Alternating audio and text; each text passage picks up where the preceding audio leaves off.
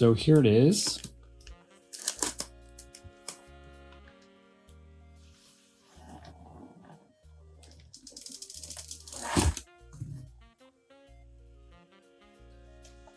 Here's the RetroTink 4K. Comes with a SD card.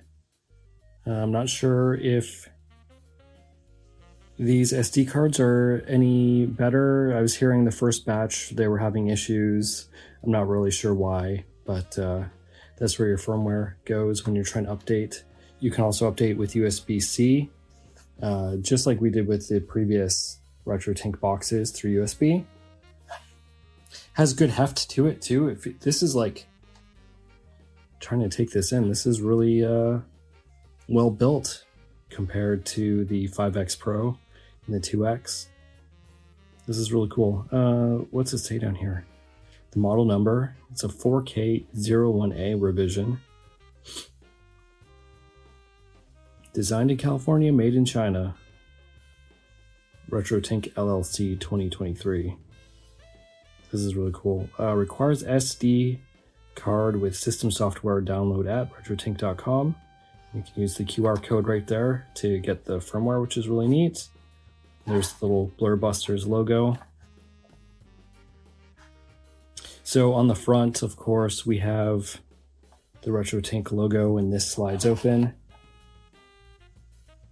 S-video input and regular composite SCART cable inputs, and of course, this batch was in limbo for a while because Mike was trying to get his hand on the SCART screw mounts, which are of course behind the case. You can see them in there. You can screw that on. I have this for my 5X Pro kit still. It's just a converter, of course. Does the same thing that this does, but it's cool to have it because then I can hook up more units to the device. That would just pop in there like that.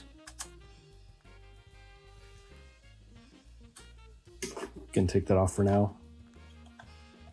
On the back, of course, we have the component, cables, reset button, audio in, VGA in, which is really awesome. I'm looking forward to hooking up to my new retro PC that I'm currently building. So if you're interested in retro PC stuff, please subscribe and stay tuned for that, because that's going to be really cool to upscale lower res Windows desktops to 4K with this. Optical audio in, and of course we have digital video out, 2.0 HDMI up to 4K 60 for output, and digital in, it's a 1.4 HDMI 1080 at 60p, and of course it's powered with a USB-C. On the top here we can see our Tink logo, and this is a vent for the system. This is really cool. I'm really looking forward to playing around with this. There are so many projects that I'm going to be playing around with this on, including the retro PC, of course, but also VHS, analog to digital archives, and just to see how that holds up against something like the Doomsday Project. So yeah, this is the RetroTink 4K. If you guys are interested, let me know in the comments. I might open this up and we can take a look at the main board itself. Yeah, and if there's anything else you'd like to see me do with the RetroTink 4K, please let me know.